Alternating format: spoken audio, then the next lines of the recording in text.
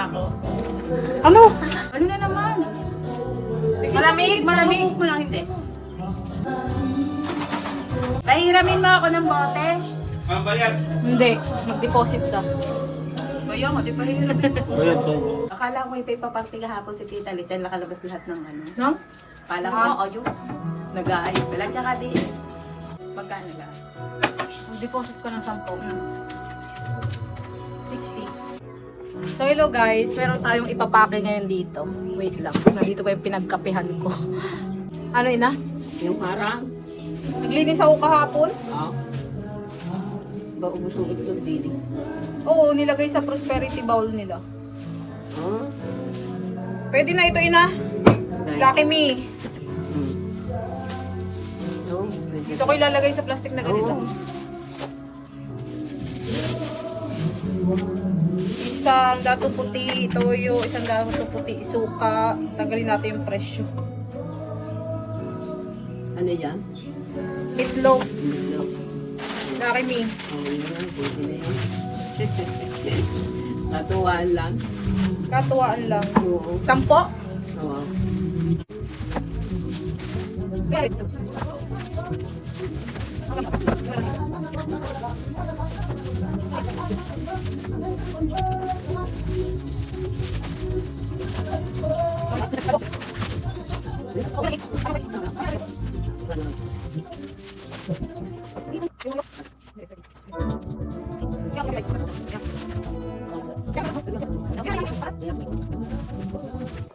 So hello guys, ayan meron tayo ditong pinabalot ng biyanan ko. Kasi nga 'di ba sabi ko sa inyo may Christmas party dito sa iisang pisa.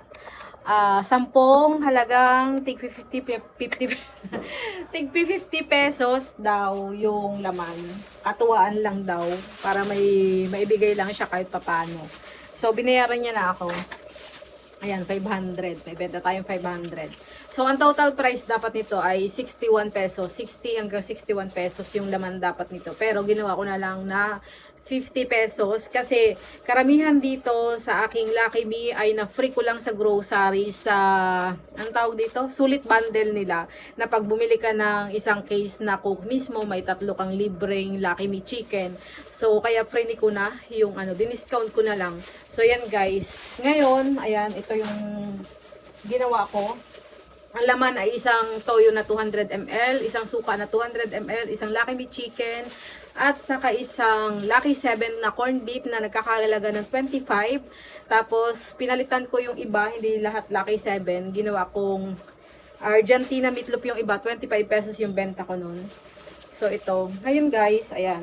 Dahil inubos na ng biyanan ko yung iba kong stock. Tapos wala na rin akong mga paninda dito. So pupunta ako ngayon sa Dali. Ngayon ko na-realize na Dali na rin ako ng Dali. Sabi ni Rose Jam 11 ni ST. Natuto na yung mga customer ko na mamili sa Dali.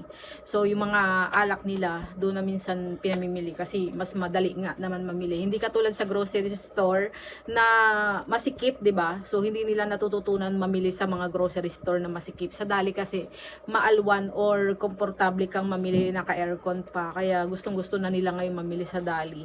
So, yun yung kalaban natin ngayon, yung Dali. So, ngayon guys, ay hindi ko alam kung maaalala kong mag-video sa Dali ngayon. Pupunta ako sa Dali. Mamimili ako at yung mga ibang wala ay doon ako sa grocery store. Pero actually alam nyo, mura-mura kasi talaga sa Dali. Kaya doon ko unahin. Tapos yung mga hindi ko mabibili, saka ako bibilhin sa grocery store na pinamimilihan ko. So as of now, ayan guys, ang kalagayan ng ating tindahan.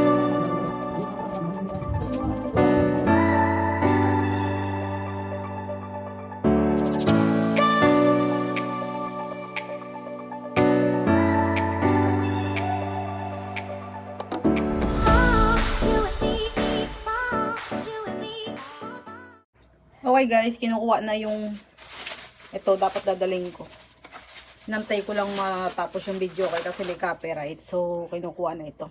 So, dito natin lalagay. At ito yung daladalang lagayan. Ayan, dito naman tayo makakapag-vlog dito. At puro mo video, okay. Baka sayang ng effort natin mag-video-video dito. Tapos makaka-copyright lang, di ba? Wala din. So, yan na guys. 10 packs ito. Yan. Yung makakakuha nito.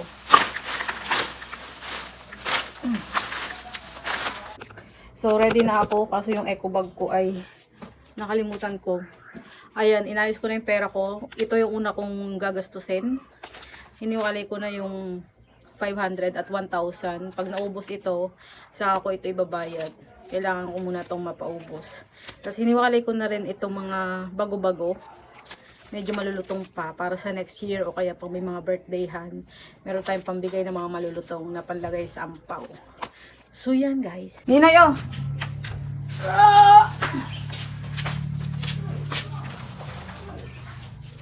Halis na ako. Nakapantalon ako kasi baka mahuli tayo ng LTO. Pag nag-short lang tayo. Kahit bayan yan, kailangan nakapantalon. Tapos naka-close no. Ayan, namili ako kahapon ng soft drinks. Ito yung napamili ko. Dalawang case ng maliit na Coke, 372. Isang Cobra, 300. Isang, ano to? LCC? 285, 957. So, ito iwanan ko na. Ay, hindi pala. Yung malulutong pala iwanan ko. Yung malulutong. Ayan, alis na ako. Ako lang magdadrive kasi nagluluto yung asawa ko doon sa handaan, guys. Okay, guys. Sarado ang dali pala ngayong January 1. Ayan, may harang. So, doon tayo pupunta sa grocery store. Ayan, may nagdadrive, guys.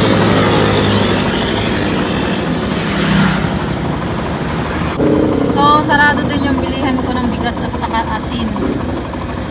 Kaya yata tayo mabibili ngayon ah. Sarado.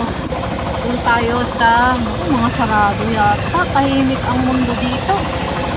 Dito lang bilihan ko ng Red Horse ang ano, open. Check natin doon sa isang grocery store. May nakapan. Ayan guys, open sila dito guys. So dito tayo muna mamimili kasi may card ako dito. Sayang yung points natin. Tapos pag wala na, yung mga items na wala dyan, di available, doon tayo sa kabila sa Easy Town. Ayan, punta na tayo dito sa Jane Store. Nagbabudget kami sa mga hindi naman Ang pangkong. wala. Ano, bago sumusuldo. Hindi rin naman pagpatak nga lang sa iba, hindi wala naman. Oh my God, wala akong listahan.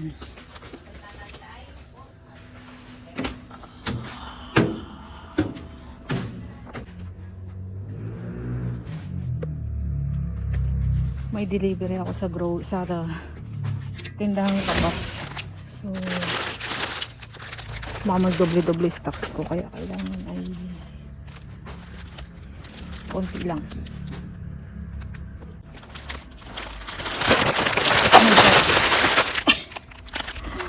Lago na yung honey.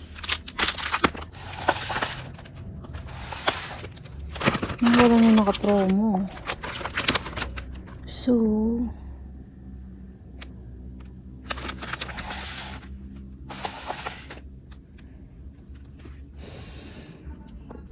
ano ba to? Wala silang toyo. Ang liit lang. Oh my God. Paano to?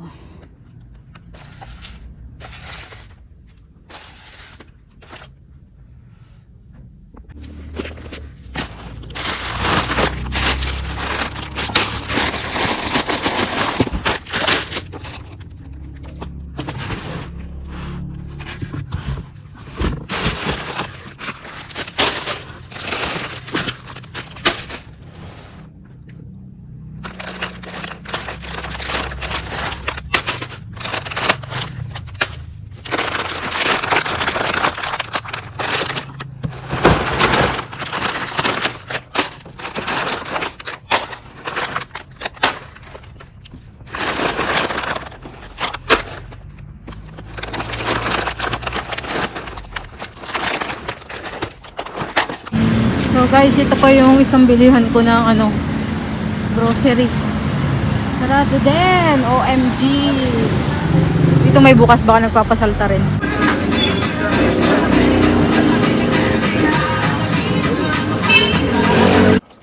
So yan guys, ito lang na pamili ko. Ito ay worth 1,701 long. Tapos ito ay, ano ba ito? 260. Kasi sarado. Half day lang. Buti nakaabot ako dito sa isang tindahan. Half day lang sila lahat. Walang tao na. Wala nang bukas na tindahan sa bayan. Tapos, bumili ako ng 5 kilong asin. Ganito ang binili ko. Kasi pag kakalahating kilo, 480 grams lang. Ang sabi nilang 500 grams. Kulang ng 20 grams. Tapos, gumagawa ng tar papel. Ilang pages yan, Ben? Gano'ng kalaki? 25. OMG. Ubus-ubos na naman ang ink. So, ito, pang refill lang sa chichirya. Inuna ko yung chichirya. Hindi pa yata ako dadampot.